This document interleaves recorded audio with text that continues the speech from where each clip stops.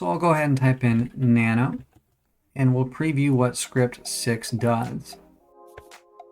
Now, script 6 is a huge script, so it might make more sense to actually look at what it does in GitHub. Now, there's only two parameters we actually have to define, which is the size of our MySQL database and the size of our data repository for our Nextcloud instance. So in this case, the default is 60 gig. But keep in mind, in Longhorn, we only have 86 gig to use. So because we have 60 plus 8, well, that's 68 gig. And I still wanted to leave some left over for other pods that we may deploy. That's why I'll leave mine as the default. The first thing the script does is get the domain name, which we defined in script 5a, and sets that as a variable. Next, if we have our parameters defined, then it will check to see if we have an existing namespace called Nextcloud. And if we ran script 5b, we definitely will. So then it will ask if we want to delete that namespace, which we do, in order to have a fresh start.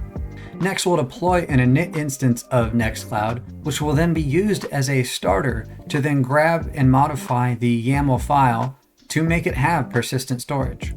Then we'll install a blank MariaDB MySQL instance, which will run in its own pod and have persistent storage. Once this pod is up and running, then it runs a customization to create a new database called Nextcloud using the username Nextcloud. Then persistent volume claims are created and attached to another temporary pod that uses a very lightweight container called BusyBox.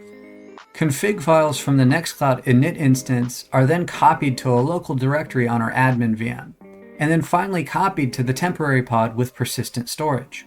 The temp pod gets deleted, but then the persistent volume remains. Then the init Nextcloud instance also gets deleted, and then finally a new Nextcloud instance is deployed, which is set to use the persistent volumes that we created earlier. But then at this point, the Nextcloud instance does have persistent storage, but still uses the default SQLite database. We then have a set of commands that connect the Nextcloud instance to the MySQL customized Nextcloud database we created earlier.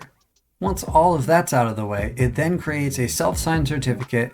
Then an ingress configuration is created to allow us to access the Nextcloud instance from our LAN. And then finally, the script then customizes the Nextcloud config file to add the trusted domain name to our list. It then adds HTTPS as the protocol it uses, and then adds the domain name it replies back on request as. So as you can see, this script is pretty large. But there's only two parameters we actually have to define, which is the database size for our MySQL instance and the data repository size, which is where we'll be uploading our Nextcloud instance to. Now, in this case, I'll keep these as the default, so we'll go ahead and save it and run it, and I can explain what it does as it's deploying. So the first thing it does is it checks to see if there's an existing deployment or namespace of Nextcloud, and we want to delete that so we can have a fresh, clean slate.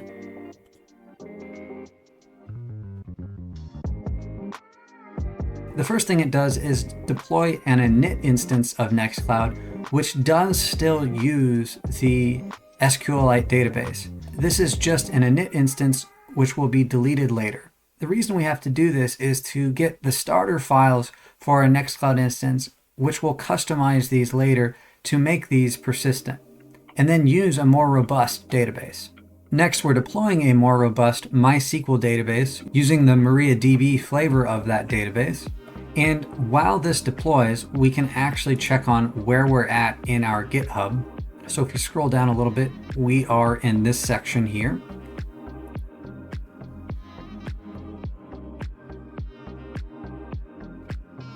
So the MariaDB pod is deployed. Since this is a blank deployment of MariaDB, we need to then customize this deployment to have a database called Nextcloud with the user Nextcloud. Now that we have a customized MySQL database, we then move on to the next step, which is having persistent storage. So then we have another temporary pod deployed, which does have persistent volume claims.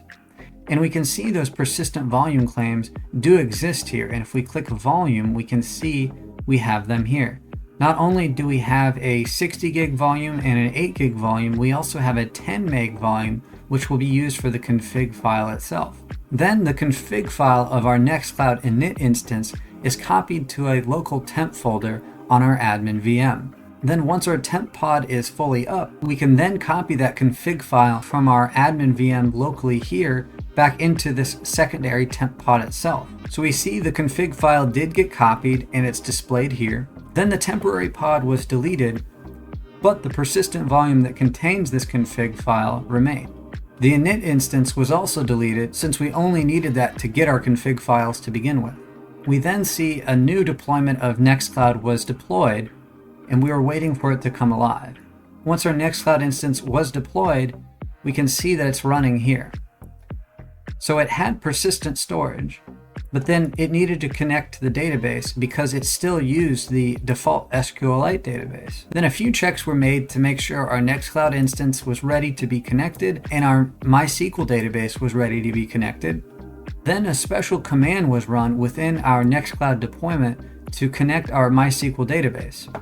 Once the Nextcloud instance was connected to MySQL, we could see that both pods were up and running here.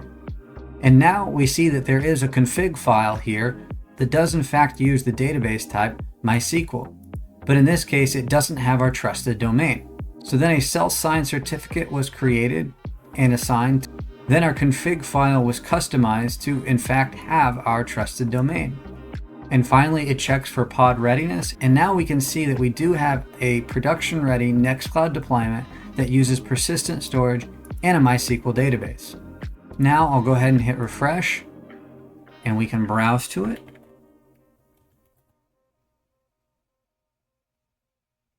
And we're greeted with the Nextcloud splash screen again. And now, if I was to click the admin user, go to administration settings, then pick system and scroll down, we can in fact see that this is a MySQL deployment. Now I'll click files. And now I can test uploading a file again. I'll upload our same video script file. And now that we can see this file is here, if I went back to our Proxmox shell and I typed in kubectl get pods -n nextcloud, we can see the same response.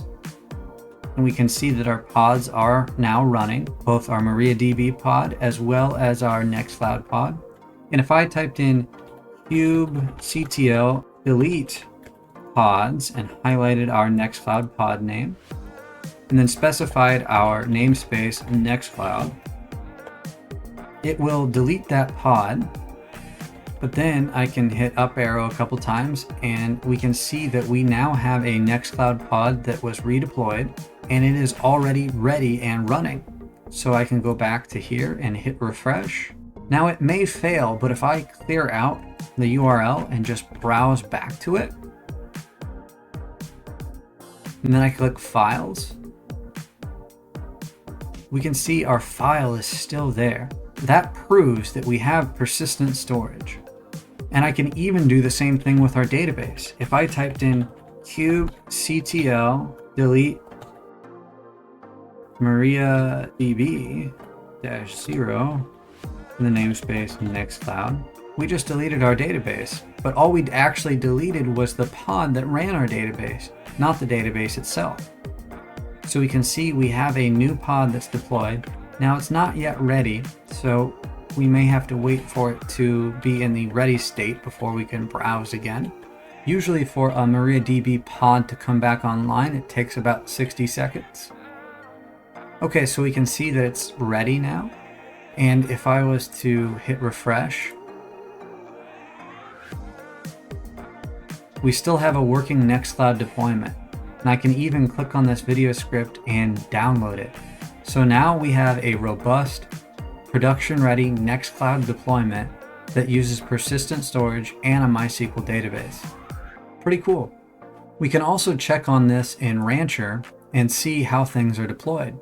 If we went to our workloads, we can see one workload is MariaDB and one is Nextcloud. If we click on MariaDB, we can see that this is running in our test K3s 04 node, whereas if I hit back and hit Nextcloud, we can see that this is running in our test K3s 05 node. And Kubernetes tries to load balance things, so that's why they're running in two different nodes. We went back to Longhorn, we can see our volumes are here, and we can pay attention to how they're attached. We can see that our Nextcloud instance is running in test K3s 05, and this pod may be running in test K3s 05, but the storage itself is actually running in our Longhorn node, but just attached to a pod that's running here. And if we went to node, we can see that here, that our storage is here, but it's attached up here. This now shows we've concluded a start to finish setup of Kubernetes with Nextcloud in a Proxmox home lab. Pretty cool.